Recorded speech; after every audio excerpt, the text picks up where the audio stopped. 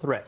More than 40 million Americans from Kansas to western portions of New York State all watching the radar with us. Let's talk more about tomorrow's threat, because as we go through tomorrow, you're looking at some of those live shots there. What we're dealing with tomorrow is going to be more in the way of the heat that expands from the desert southwest over into portions of the east and into the Ohio River Valley.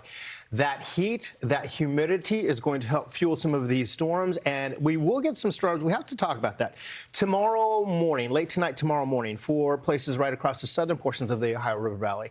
We should have about an 8-hour window, Britta, where we will get some clearing, and that will add to the daytime heating for the evening. Yeah, that overnight clearing event. time frame is pretty critical. Absolutely. How much sunshine do we get? Because that sunshine directly connects itself to the amount of energy that we can build up for that second round late in the day on Thursday. Now, whatever does bubble up tomorrow afternoon, it will last through the evening and even past sunset. Yeah. We have some upper level support, so even when the sun goes down, unfortunately, these thunderstorms are going to continue. So with this being a nighttime threat for places like Indiana and Ohio, you guys are positioned a little bit farther east in the threat zone.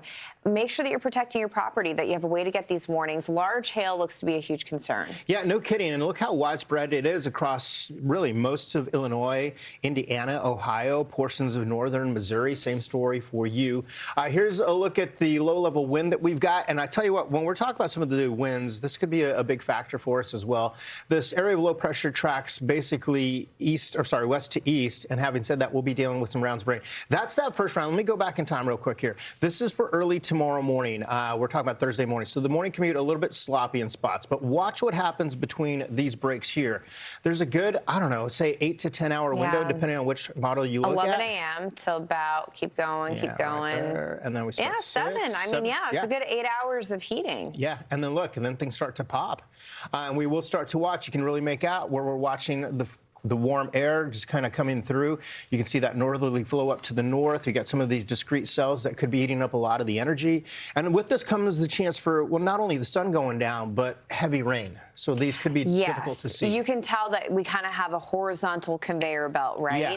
So these thunderstorms are kind of all moving across the same zone. That's going to increase that flood potential, because you're also looking at a 10-hour window of rain continuing in your community. So look out for street flooding. That's going to be the kicker here. Chance of that from central Illinois all through central PA.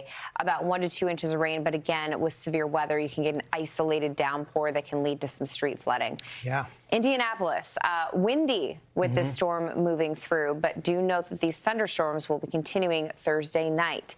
Download that Fox Weather app, y'all. It is free, and you will get those warnings.